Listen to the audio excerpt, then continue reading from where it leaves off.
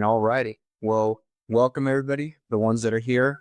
We appreciate Mr. Dominic being on, and of course, we're gonna have more people come into the chat as we start. But Mr. SOC Analyst Dominic, we wanted to give you a little presentation and just let you have the floor and introduce yourself a little bit real quick, what you do, what you've been doing, and then just yourself, and then from there, take it from there.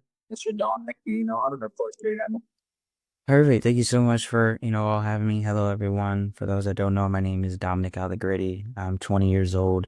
I'm based out of San Diego, and by the title of my presentation, I am a SOC analyst. I've been in the industry for about 3.5 years or so, and I just wanted to come on and share a little bit about my journey as well as how to become a SOC analyst in 2025 and kind of where the market is at and, what recruiters and hiring managers are looking for. So just a little bit about my journey. I actually got a chance to start in cybersecurity during the summer of 2021. So I like to say I have a bit of an untraditional path because I started my senior year of high school. I met a mentor of mine through my father, and that mentor, his name is William Sims, and he pretty much showed me like the guardrails of what cybersecurity is all about. He had his own career exploration program, and he allowed me to pretty much participate in that during my senior year of high school. And pretty much that internship was defensive security based. It was, surrounded around threat intelligence and really allowed me to learn the fundamentals of cybersecurity. From there, I became a lead intern. So I'm, 18 years old, managing other people that are twice my age within the internship.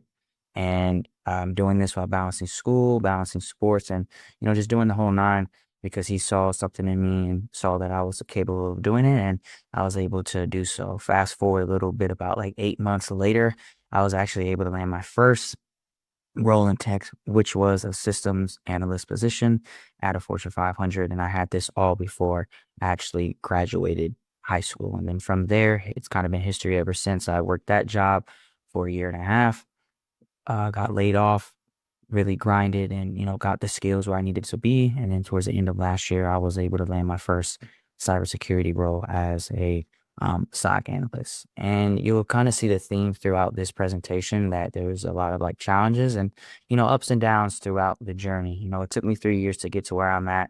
And, I had to go through a lot of trial and error, I would have to say, when it comes to just my overall journey and where I'm at today. Some of the challenges that I did go through was one, imposter syndrome a little bit because I'm always like the youngest in the room, and being 17, 18 years old, and all your coworkers are like 30, 40, it kind of gives you that imposter syndrome a bit. So that was something that I had to deal with. And then also last year being laid off from my help desk role. The job market's very tough. So I was out of a role for like 8 to 9 months.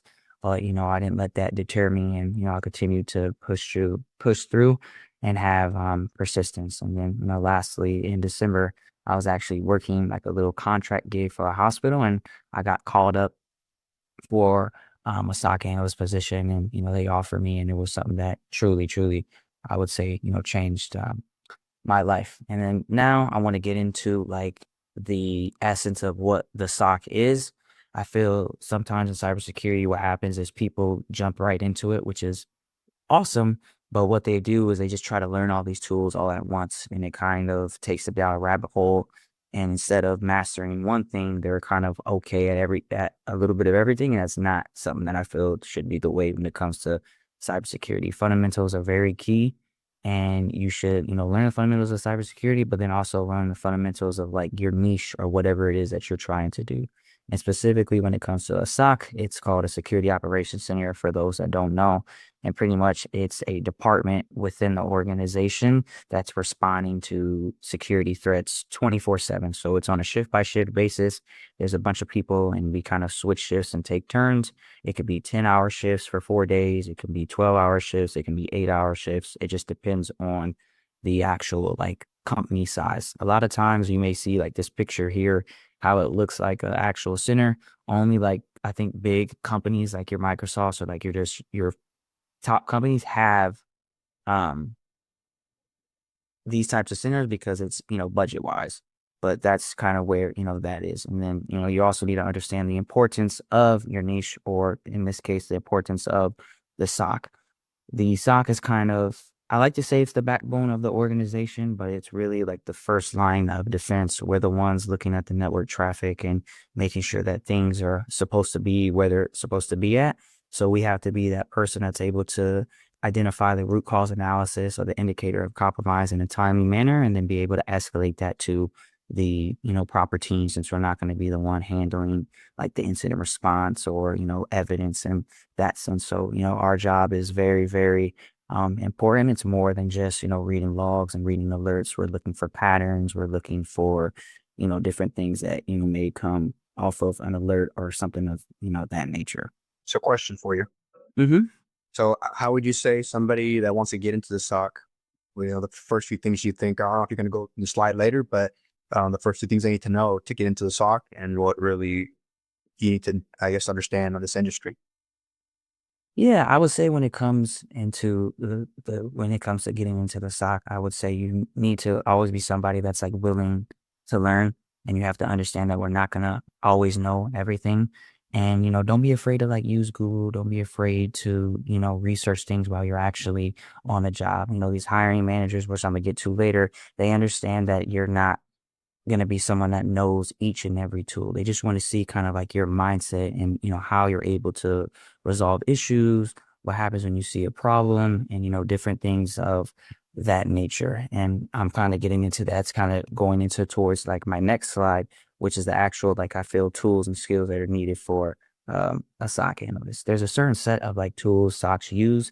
There's a bunch, but I feel these are kind of like the main two, and then on the other core skills as well. So your SIM tool, this is something that's very important. It stands for Security Information Event Management, and pretty much it allows you to look at all the events or just activities that are happening on a network. So everything is pretty much logged within this centralized program, from, you clicking on a link, from you logging into your device, or even checking like the weather. It's, that's how granular you can get with these SIM tools. And there's certain ones out there that allow you to get, free licenses like your Splunk or your Elastic.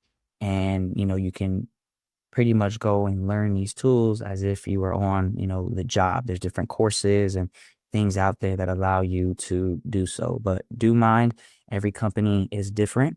Splunk is pretty expensive. So, not every company is going to be able to afford Splunk. Some may have to use QRadar. Some may have to use Elastic since it's open search and it's more cheap. It just depends on, that specific company. I don't believe you need to learn each and every one, because they all kind of do the same thing. They just have different like queries, rules, and interfaces, if, that makes sense. And then I would say the next tool is an EDR tool, which stands for Endpoint Detection and Response.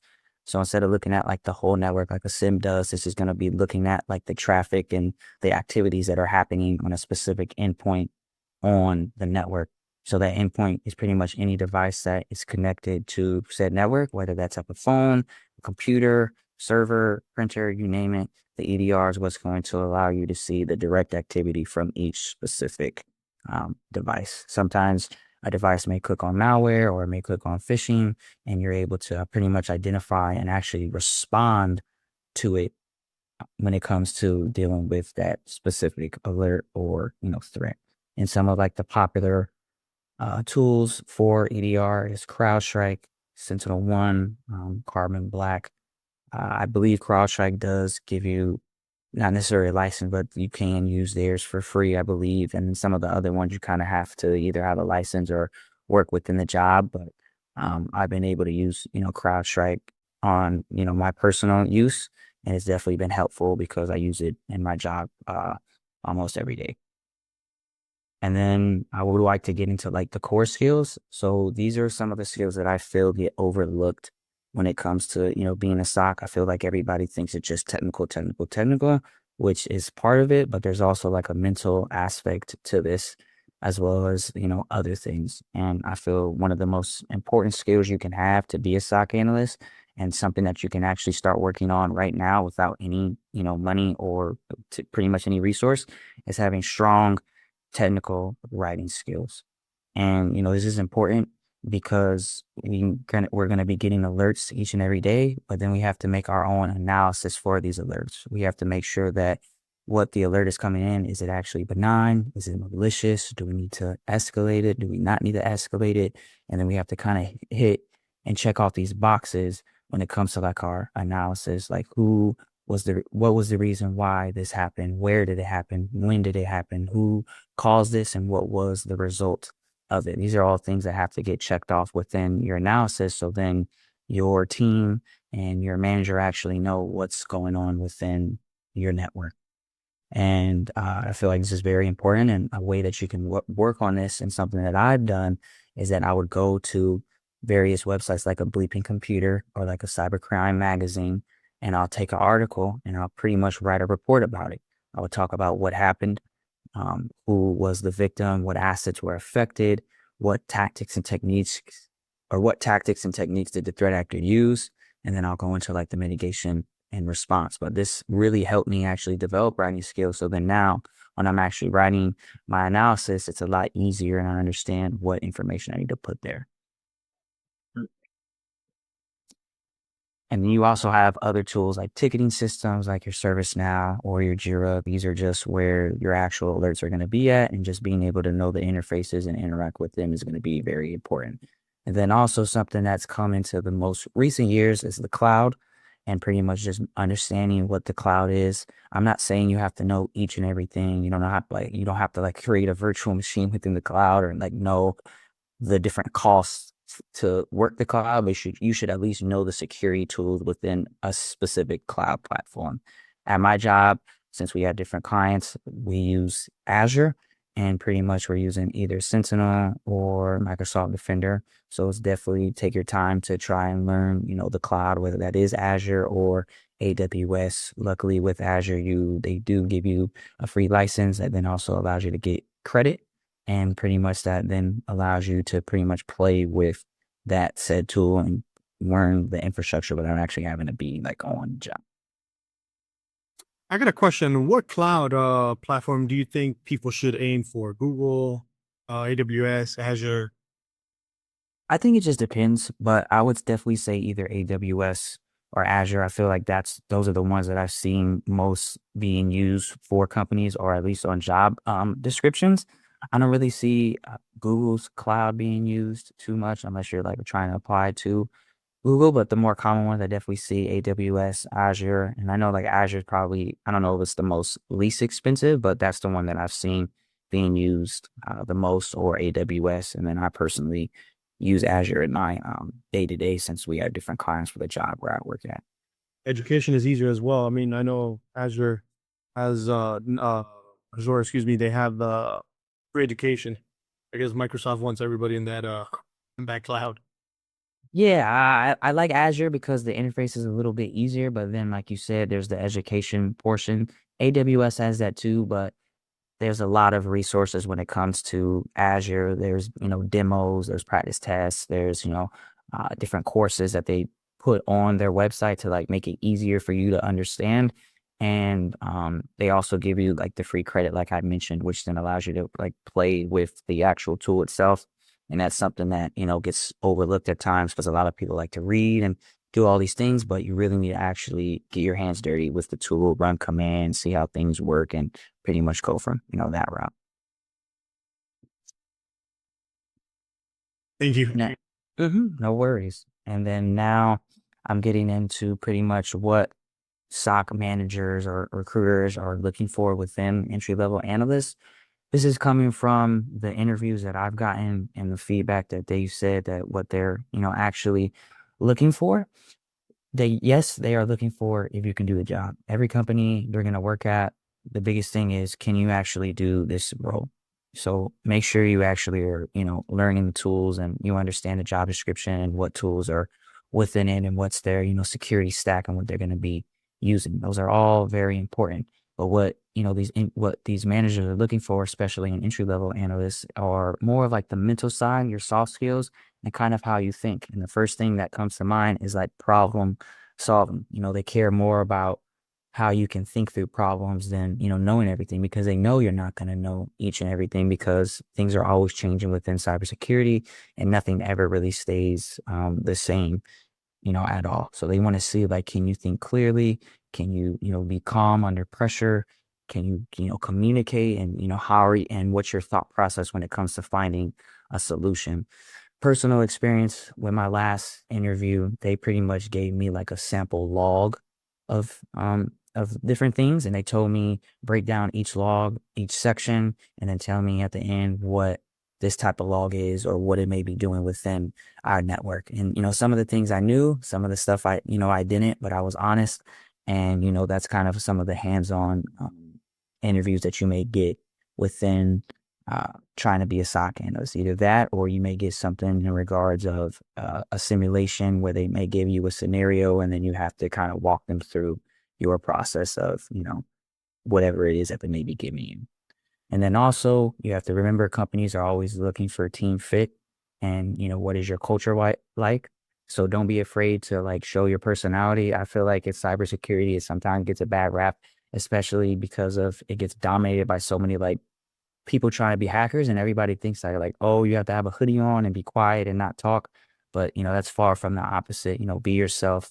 They want to see like your ability to be able to collaborate with others, and, how your thought process, is. You may be interviewing with multiple people, and you may have to be able to talk to different types of people within that interview. So don't be afraid to show your personality, because you never know where, that might actually get you.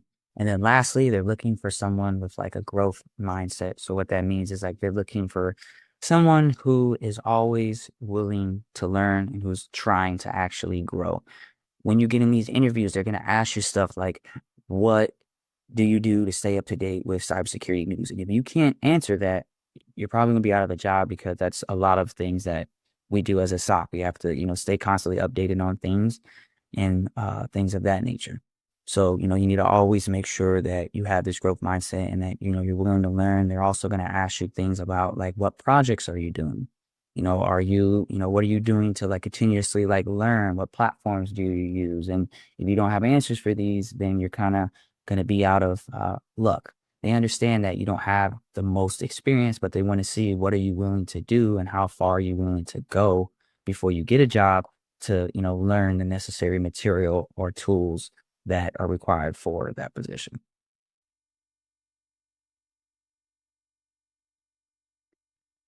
And then here, if you guys can see, let me know if I need to zoom in, but here is a example of a SOC analyst like position. A lot of companies call it either incident response, SOC, security analyst. It just depends. Some companies can afford to have you specifically specify within the SOC. Some may not. So you may have to do multiple things that a SOC would do and pair with, a security analyst or incident response. But as you see here, there's no degree. So don't feel like you need a degree. I'm not saying not to get one, but, don't be intimidated to think that you have to have a degree in order to get a role as a SOC analyst, because that's solely not true. But like I said, on top of, the mindset and different things like that, you still need to know how to do the role. You'll see here, there's various fundamentals, whether that's knowing how TCP IP works, whether that's having experience with intrusion detection systems, or even having experience with, an EDR, like I mentioned, or understanding operating systems like Windows and Linux and different things like that. So you definitely need to make sure that you're on top of the technical aspects as well. And this is a simple search. You can go through LinkedIn or go on these career pages and actually see what skills are needed. And then from there, you can then start basing off what it is that you need to learn.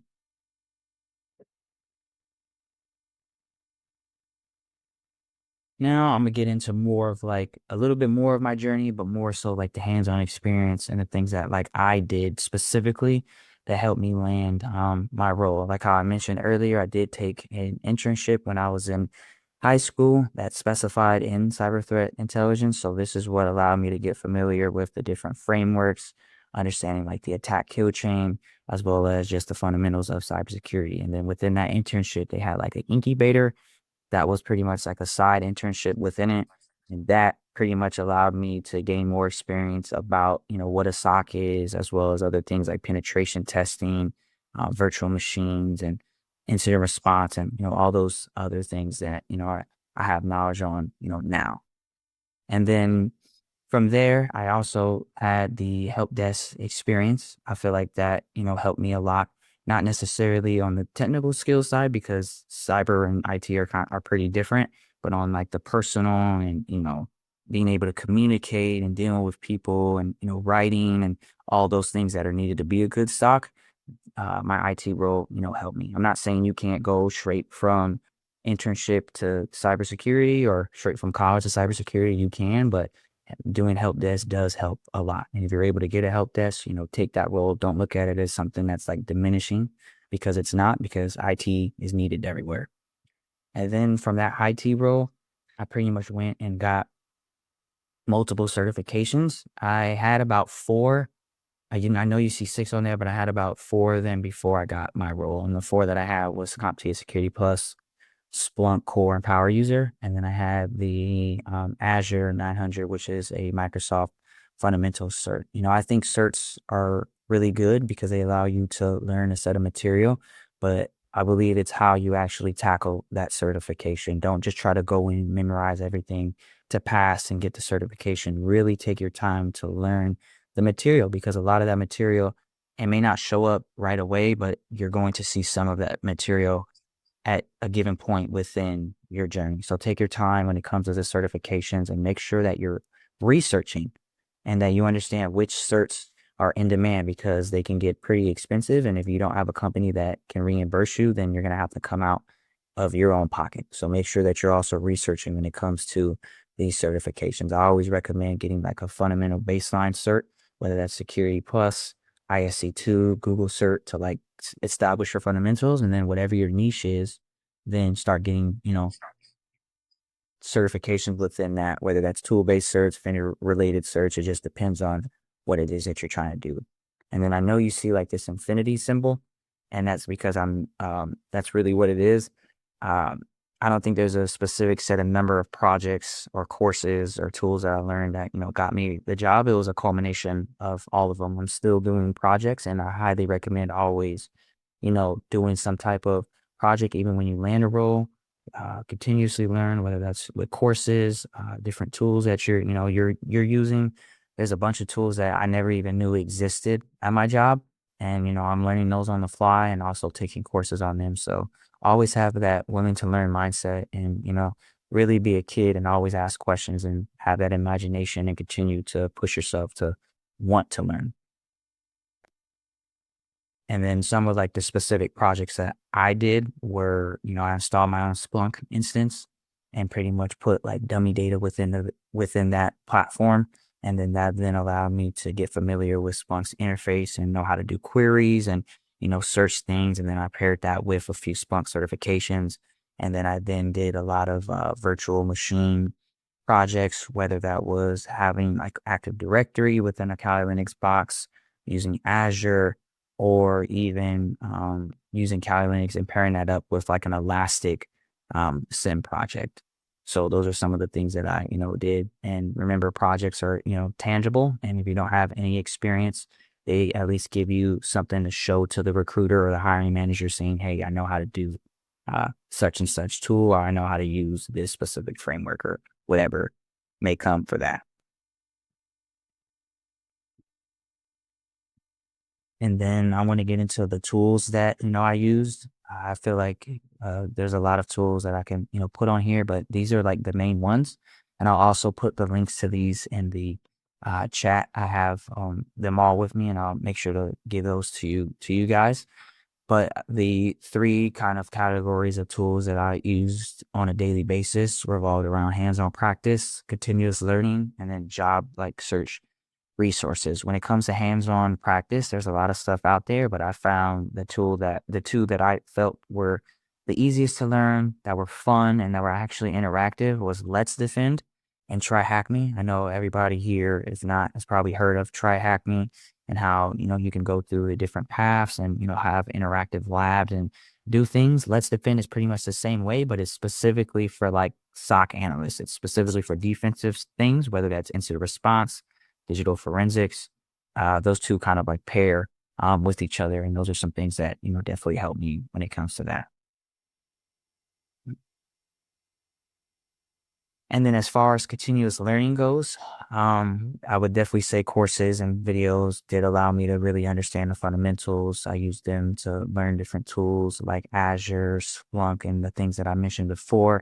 And then I also use courses to prep for my certifications. One of the best resources out there that's super underrated is YouTube University. It's free, and a lot of them have really good tutorials and walkthroughs. Or if you do want to go the payment route, you can do Udemy, and they do have affordable courses there. I just always make sure you wait until they go on sale, because sometimes these people have courses that are on outrageous prices, but you can get them for discounts. But definitely would take a look at it as well. Did you have a question?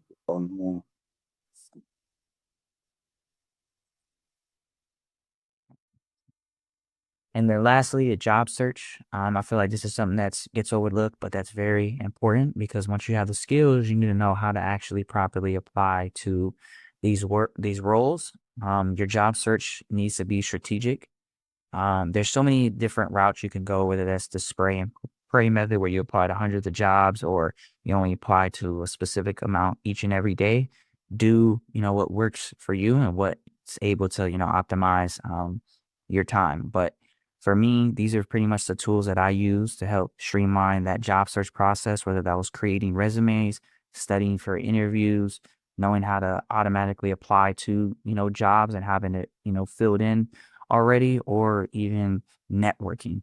The biggest tool that I've used is definitely Job Search Genius. It's an AI platform that, is very dope. And what it does is it allows you to, create resumes. You can also go ahead and, negotiate your salary. You can do mock interviews. It's pretty much like the whole nine when it comes to like your job search process. And it uses AI to help streamline that and help make the process easier when it comes to getting a job. And they've added a bunch of new features. They even added like a job board where you can actually start applying within the platform itself. And I have a link to it that I'll put in the chat, but you can get a 7-day free trial for it. But it's definitely one of the better AI platform tools that I've, seen around within the workforce. And then good old reliable ChatGPT, definitely use this one for when it comes to practicing for interviews, help you with my resume bullets, and understand, being able to craft different messages to people. And then also I use a tool called Simplify.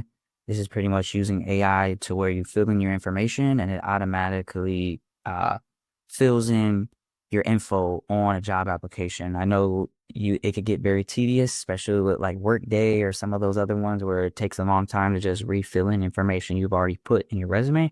But it makes that, pretty much simple and saves a lot of time. And then LinkedIn, I definitely look at LinkedIn as a tool. And, it's not just there to post, but, you can network and set up job alerts as well. And that's something that, I've been able to do. And then as I talk about LinkedIn, I wanted to get into pretty much networking, and not the networking where, about a router or IP address, but like actually networking with people. I can solely say that networking is what got me into the position that I'm in today. And I can also say that LinkedIn is one of the platforms that helped me get each and every job that I've had, except for like my first one, which was through like my internship program. But even then I was networking to get that, to meet my mentor. So you're always going to be networking in some form or way. Kind of the process that I went through first when it came to networking, because I feel there's different stages when it comes to that. And sometimes it can be overwhelming. But the first thing I did was, I created my LinkedIn and I just started reaching out to people. I would just hit the connection button and use up all the connections I had for that specific week. And I would just continue to do that over and over and over. And I would just reach out to people. I wouldn't ask for anything. I wouldn't say, hey, can you give me a job? Because a lot of times people on LinkedIn, people get selfish and they want to ask people, hey, can I get this? Can I do that? But instead, you should, do the opposite and be like, hey, what type of route did you take to get to that specific role? I see you worked at X company. I want to work there. What is the interview process like? Or is there any way that I can be of assistance to you or support you in some form? Try to offer value, but then also ask for, that advice at the same time. And that's something that I did, and that's allowed me to, get more mentors as well as other supporters that I still talk to this day. So we got a question to you real quick. No worries. As a priority, how much value you think actually getting mentorship? And like you said, not just asking for a job. How do you think that separates you from everybody else that just wants, the job, which we understand you want the job, but how much do you believe in mentorship and how much it really changes your career, the rest of your career versus trying to do it all by yourself? I think mentorship definitely changes your career. It changes mine because, like I said, we don't know everything. So, like, if you're able to find a mentor that has gone to the places that you're trying to get to, they can then help you avoid the mistakes that they may have made. And they, can save you a lot of time, because that's the biggest thing within this industry is, not wasting time, whether that's responding to a threat or even as simply as applying to a job. That mentorship is definitely important. I've had it throughout my entire career, but even with that, there have been times where I didn't, follow the plan, or, I wish I would have, been this organized in the beginning. But I would definitely have to say mentorship is important. And it definitely separates you when you're asking for advice, or when you're trying to ask, hey, what can I do to support you? Because everybody is trying to like take in this world, not just on LinkedIn, but, in the world in general. So if you're actually being kind and actually trying to offer value first, it's like a fresh air of relief for some people, and they're more inclined to do it because you're not trying to ask them for something, and you're not making the relationship seem transactional, and you're trying to get to know them and understand who they are and what their path is. So I would definitely say it separates you from, the others who are just trying to ask for a job. Thank you. hmm And then within LinkedIn and just social media in general, I started just sharing like my journey, since I do have a untraditional path. And I just started posting, whether that was on LinkedIn, Instagram, TikTok, you name it. My biggest platform is LinkedIn. You may see the thousands of followers I have, but it wasn't always like that. There was plenty of times where I was posting every day for months, and I was getting no views and different things like that. But I didn't let it discourage me. Just go out and post.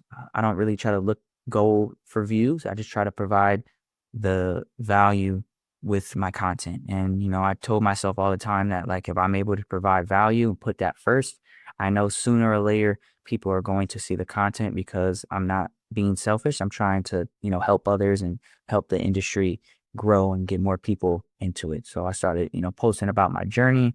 And then, that led to, a lot of relationships that I was able to build and get support. And then lastly, For you real quick.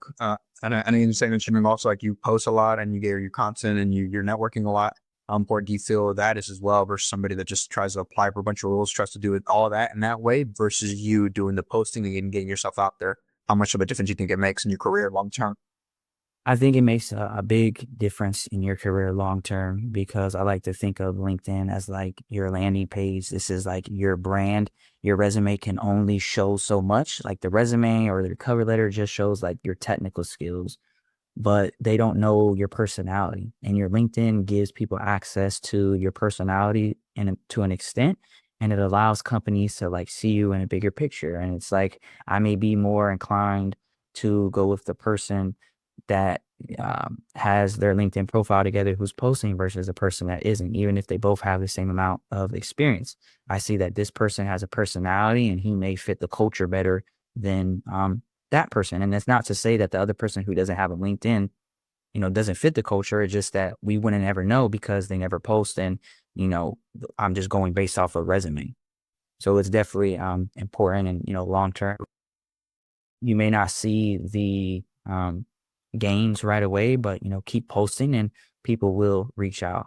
Starting to get people to reach out where they'll say, hey, I have this role for you. Do you think this is something that will fit for you, or, different things like that. So, definitely post. You don't need to do anything like crazy whether that's starting out talking about your journey, a certification you passed, the course that you did and what you learned, just be simple. Don't try to reinvent the wheel and, be yourself when it comes to that. And then lastly, I feel like the last level of networking is like being in person.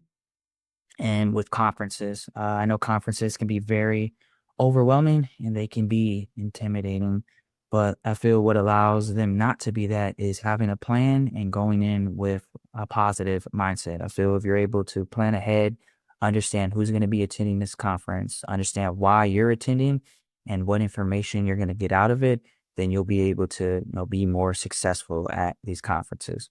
But another thing to keep in mind is that value portion.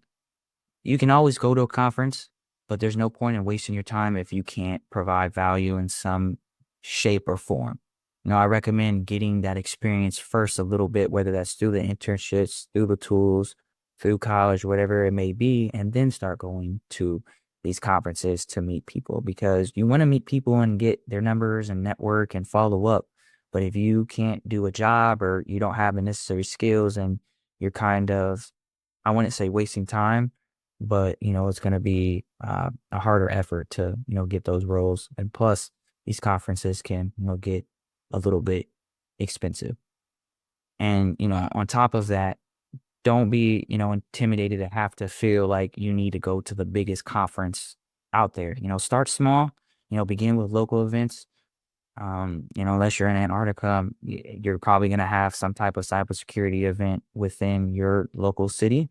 Start there and then just try to branch out. And as you're able to gain more experience and, get a bigger budget, then start going out to those, bigger conferences. I've only been to a handful of them, but, I'm very methodical when it comes to which ones I go to, and I do my research and make sure that, you're doing that as well. And, these conferences are like a gateway, really. They can allow you to land a role, meet new people, and, build relationships that will help you, get into the industry if you take it serious and, follow up.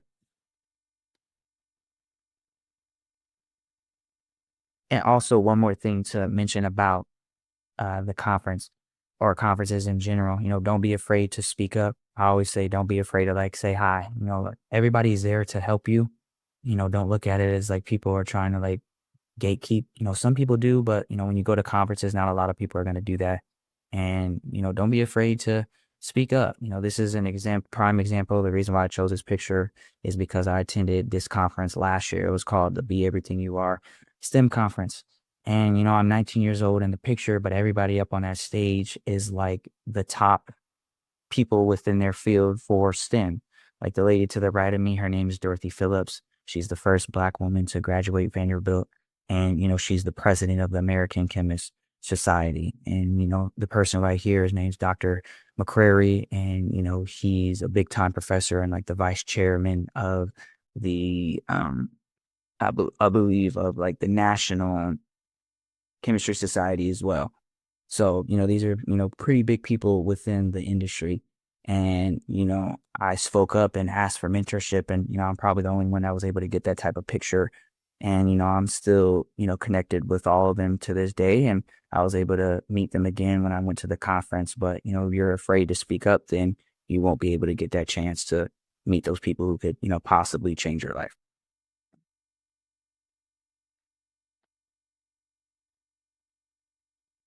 And then lastly, just want to go into, if there's anything you could take away from this, is definitely make sure you're planning things out and researching. This is something that I wish I would have did in the beginning. Even with having mentors, they only can do so much. It comes down to you and how much you're willing to like dig in and, what grit you're able to have when it comes to learning. But definitely take the time to research your path, understand what you want to do and what aligns with your purpose. Don't let social media fool you. Don't, try to follow the crowd in the sense of certain things. If you want to be a penetration tester, go do it. If you want to be in digital forensics, go do that. Don't let other people dictate what you want to do, because it may not be the most glamorous thing within, cybersecurity. And, yes, you may make good money, but you may not be fulfilled in the end because you're not doing something that you're passionate about. So take the time to, research your path, research, the jobs that you're applying to, make sure you're meeting those specific requirements and that you actually understand, what the job is going to entail. And then just preparation and, preparing yourself, whether that's for the interview, whether that's for, the job itself. Everything comes in, that preparation and creating those roadmaps. And from there, continue to grow and continue to push through because there's going to be a lot of ups and downs within the industry. I like to just consider it like kind of like boxing in a sense because it's definitely it gets lonely at times. And, especially if you don't have like that coach or that mentor, then you're going to have to do a lot of self-learning. So figure out that why and what's important to you. And that'll keep you going through those days where it's hard or, they may be tough. And then that's pretty much it for my presentation. These are pretty much all like the socials that I have or that I'm the most active on. And then I do have resources for you all that I'll post in the chat.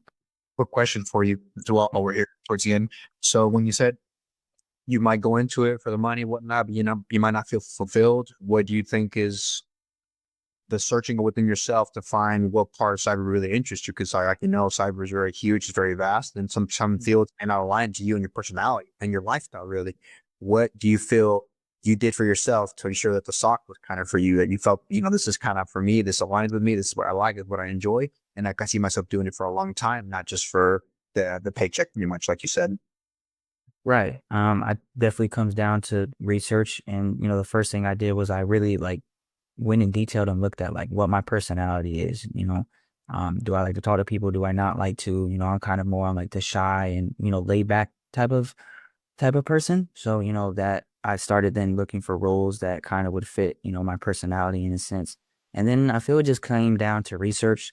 So watching the different YouTubers, watching day in the life videos, and really asking people for advice on what the specific role entails. And I was able to take fond of being a SOC analyst or just like a security analyst in general because I like defense. I like to be able to prevent things from happening. And I feel like it's, fun for me. Some people don't like the writing. Some people don't like, looking at the alerts or some of the boring stuff, but I like it all. And, I think that's what separates me and what allowed me to be fond of being a SOC analyst and what makes it fun for me. So I would definitely say that's what I did.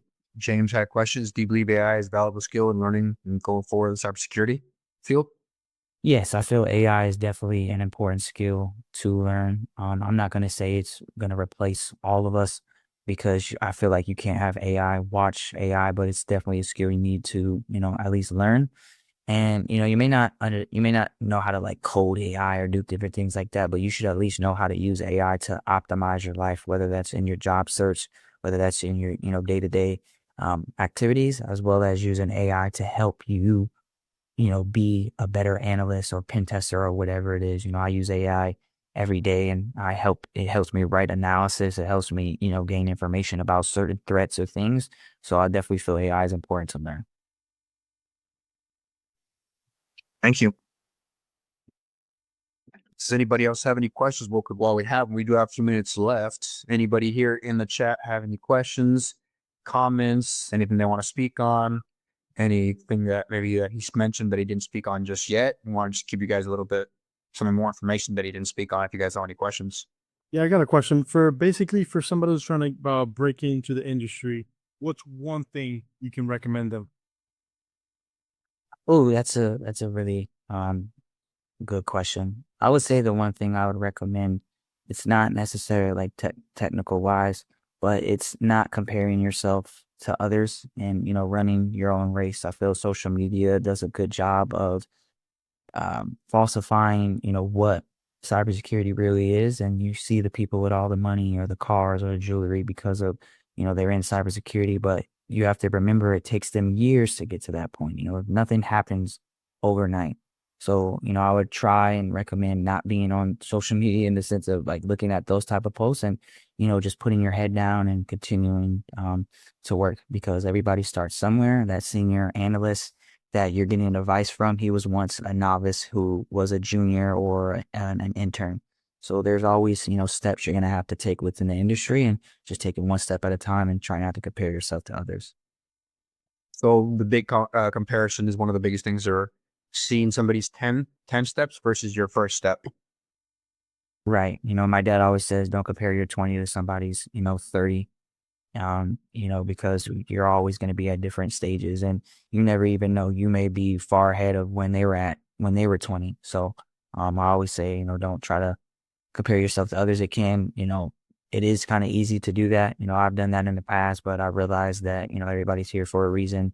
Everyone has their own path to run and, do what makes you happy and, just continue to push through and work and you'll see the results, whether it's sooner or later, depending on your situation. Somebody had a question is, did you have challenges with security clearances? Do you have any security clearances? Do you need them for the field you're in? Or what do you feel the security clearances are actually specifically for in the SOC world? Yeah, a security clearance is great. It's kind of like a background check, but usually you wouldn't need a security clearance to work in the private sector. You only need security clearances when you're working for the government, whether that's federal agencies like NASA or different things like that, or just any smaller agency, and then like government contractors like your Lockheed Martin or your Raytheons.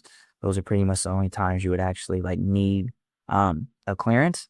And, clearances definitely allow you to access sensitive information, within the government, and they can definitely get you paid. It definitely takes a, while to get them. I'm someone that is interested in government tech because it's the most, I would say, reliable sector within tech.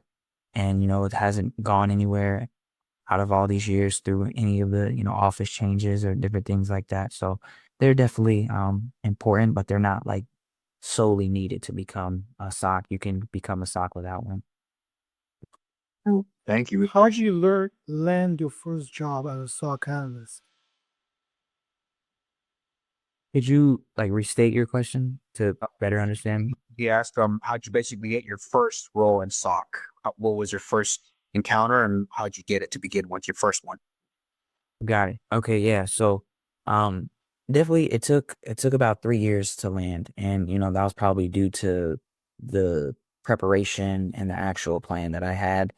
Once I actually sat down and figured out what is needed to become a SOC analyst, what skills and tools are needed, that's when I started to buckle down and learn the necessary skills. It started with learning Splunk, and then from there I got a few Splunk certifications just to give me credibility. Remember, certifications just alone aren't going to get you the role. It's a culmination of having that plus the experience that'll help, and you being able to actually like sell yourself within the interview. And then I continued on that certification path. I started diving more deep into the cloud, and then I started getting more hands-on with different projects, as well as going through different tutorials and things, like whether that was Try Hack Me or Let's Defend. And then because I was posting every day and posting so much, people were seeing my content and recruiters were reaching out to me. And one of the recruiters that reached out was for the position that I'm at now. And the funny story is that, I had a good phone interview. They then, gave me an actual interview, and, I did pretty good, but I actually didn't land the role the first time. They rejected me, but I was actually still happy because they were like, hey, even though you didn't get it, we'll still keep you in mind. A woman had got the role, and I was like, that's even better because there's not too many women in this industry and we need more of them in here. But, I just continued to work. I then ended up working at like a hospital for like a few weeks doing IT. And then it was crazy on the last day, the recruiter called me back saying that, hey, we have multiple positions opening up for SOC analyst roles, and we would like you to, be a part of our team because we really enjoyed your interview. And, from there, I accepted it. I didn't look at it as like sloppy seconds or, anything like that. I just looked at it as like, at first when I got rejected, it just wasn't, my time. And, don't, always be in the mood to like, oh, they didn't pick me, I'm never going to be with that company again. It just maybe wasn't your time. And, at that moment it wasn't. And then, they reached back out. But that was kind of how I got mine. I would definitely say kind of untraditional, but that's kind of been the theme of my career so far. Here's somebody else have a question. With what you know now, do you think it would have still taken you 3 years to land the role or the job? How much faster would you have done it if you know what you know now? I think I would have did it pretty faster. I would maybe say cut the time in half to, I would say, either like a year and a half, or I would say, because a lot of the time, I wouldn't say that was wasted, was more so when I first got my IT job. I didn't, I got complacent, and I, didn't continue to learn. And then I had to learn the hard way when it, came to that. But, now that I know what the things that I know now with the certs that you need to get, the experience and the specific tools and like how to actually apply to jobs, I feel like I probably would have gotten it, a lot sooner. That was good. Thank you. Anybody else have any questions? We got time for probably maybe one more question. Anybody else have one more question to ask? Oh, here. Do you, I should, so yes, James Hart, interesting question. Do you hold study review sessions for upcoming cybersecurity certifications, or have you done them in the past? Oh, no, I haven't really held any like study sessions. I just started kind of getting like all my certs. Like I have 6, but like I got like 5 of them within the last year and a half. So like I just started getting certifications, but I am thinking about like doing some security awareness training and some other things. But those are some stuff that I definitely keep um for the future. Chris, you have a question? Yeah, I have a question. How can someone who's just deciding to pivot into another area of information security or IT find what it is that they want to do in that field, because it's so broad, so many different areas? And some things that some of us who have been in IT for a long time, some of us feel a bit burned out. I can be transparent. At times where roles came my way where it's like, okay, at the interview, everything went well, didn't have as much experience as they would like, or a job came which was supposed to last like my most recent job, and then it kind of just ended because the client's needs changed and they wanted someone who had much more experience as a technical writer than I did. Right. I would definitely say when it comes to figuring out which role you want, definitely research. I feel like sometimes we can not necessarily get complacent, but be stuck in like a box. So like, don't be afraid to, research new things and, try stuff. Like say, for example, not everybody wants to be on the technical side of information security. There's other ways that you can get in, whether that's through like GRC, different policy, analyst type of, roles, their cybersecurity sales. I feel like it just comes down to like, what you're actually passionate about, and then not being afraid to, try, new things that may be out of your comfort zone, because maybe that thing that was out of your comfort zone is something that you end up falling in love with. But definitely use social media as well, whether that's like a TikTok or YouTube, and just look at different day in the life videos, or try to figure out, looking at these videos that show like, hey, this is what a SOC analyst does. This is what, a GRC policy analyst does, or, a penetration tester does this or that. So I would definitely say that researching comes into play, and, don't be afraid to try something new. Thank you. Ms. Jerry? Hi. I would like to know between what you were learning and what you really went and see when you start working. I know they have to train you and things like that. You thought it was really, really different when you went on in the field than what you were learning? Say that one more time. You got cut out. So she said Sorry that, about that. well, it's basically different from what you were learning when you were actually working in the field. What was the biggest difference, or what was the biggest changes from what you were learning to the actual work? Oh, that's a good question. I would definitely just say, I would say the biggest difference is like the amount of tools that, I was using. I was kind of, I wouldn't say stuck on one tool, but like I was trying to learn each tool one by one. And I would say the biggest difference was probably the amount of tools that I was learning, and then probably like the pace. Obviously you're reviewing things in real time and have to resolve them in a timely manner. So that was something that was different from me. And then also like, because we don't know everything, it was surprising to see like people using Google. I thought that like you needed to know everything, but in that case, you don't. And I would say probably just the tools themselves, and then like the overall like pace was, the biggest difference. Thank you. Anybody else have one last question? We got time for one more, and I think we got to head on out here. Oh, got somebody asked a question. Let's see. Somebody asked, do you have a platform where you offer mentorship, like a Discord server, for example? And then what are some of your favorite ways to keep current on the cybersecurity news and industry trends? I do not have a platform where I offer mentorship, but I do know people that, do those type of things. And I do have somebody that I probably would recommend if you want to connect later. And it's like the internship program that, I went through. And, they always are putting people into, roles, and you actually learn the hands-on skills rather than just watching like courses and different things of, that nature. But as far as some of my favorite ways of keeping up with current cybersecurity news, I definitely, like to, read. So whether that's various articles from Beeping Computer, Cybercrime Magazine, Hacker News, I try to switch it up with the different types of articles that I may be reading. And then also I listen to podcasts. I know sometimes I don't want to read all the time.